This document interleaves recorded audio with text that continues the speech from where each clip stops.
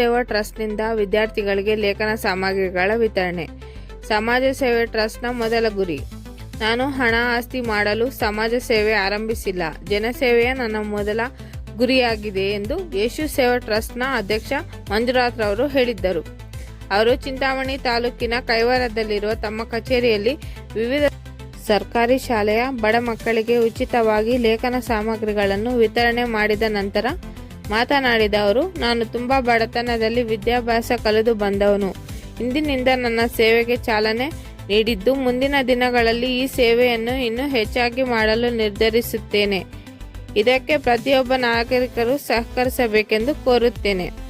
ವಿದ್ಯಾರ್ಥಿಗಳು ಶಿಕ್ಷಣ ಪಡೆಯುವ ಮೂಲಕ ಬಡತನದ ಮೂಲ ಕಾರಣಗಳನ್ನು ಅರ್ಥ ಮಾಡಿಕೊಳ್ಳಬಹುದು ಮತ್ತು ಬಡತನವನ್ನು ನಿರ್ಮೂಲನೆ ಮಾಡುವಲ್ಲಿ ಸಕ್ರಿಯವಾಗಿ ಪಾಲ್ಗೊಳ್ಳಬಹುದು. ಮಕ್ಕಳ ಶಿಕ್ಷಣಕ್ಕೆ ಪೂರಕ ವಾತಾವರಣ ನಿರ್ಮಿಸಲು ಸಾಮಾಜಿಕ ಜವಾಬ್ದಾರಿ ಎಲ್ಲರ ಮೇಲಿದೆ. ಮಕ್ಕಳಿಗೆ ಸೂಕ್ತ ಮಾರ್ಗದರ್ಶನ ಮತ್ತು ಗುಣಮಟ್ಟದ ಶಿಕ್ಷಣ ದೊರೆತರೆ ಅವರು ಉತ್ತಮ ಸಾಧನೆ ಮಾಡಬಲ್ಲರು.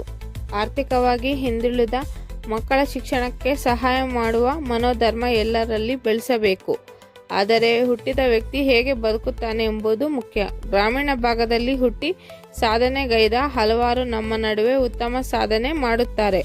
ಉತ್ತಮ ಪರಿಸರ ಎಂತಹ ಕ್ರೂರಿಯನ್ನಾದರೂ ಸಜ್ಜನಾಗಿಸುತ್ತದೆ. ಅಂತಹ ಪೂರಕ ವಾತಾವರಣ ನಿರ್ಮಾಣಕ್ಕೆ ಎಲ್ಲರೂ ಪ್ರಯತ್ನ ಮಾಡೋಣ. ಈ ಸಂದರ್ಭದಲ್ಲಿ ವರಲಕ್ಷ್ಮಿ, ನಾರಾಯಣಸ್ವಾಮಿ, ನಿತಿನ್, ಅಭಿ, ಶ್ರೀಕಾಂತ್, ಮುನಿ, ವಿನೋದ್, ಪವನ್, ಅಜಯ್ ಮತ್ತಿತರರು ಕಾರ್ಯಕ್ರಮದಲ್ಲಿ ಪಾಲ್ಗೊಂಡಿದ್ದರು.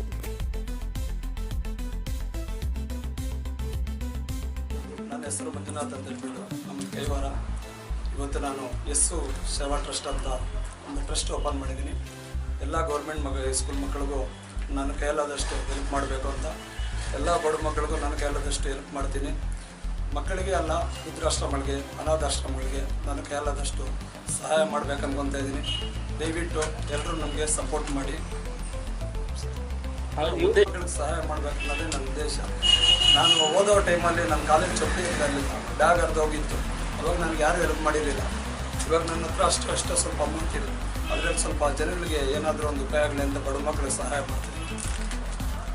ಇದೇ ಕೋಟಿ ಇದ್ದರೂ ಮಣ್ಣಿಗೆ, ಏನು ಇಲ್ದಿರೋರು ಮಣ್ಣಿಗೆ.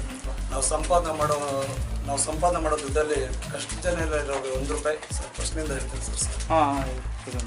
ಏನು ಇರೋರು ಮಣ್ಣಿಗೆ ಹೋಗೋದು.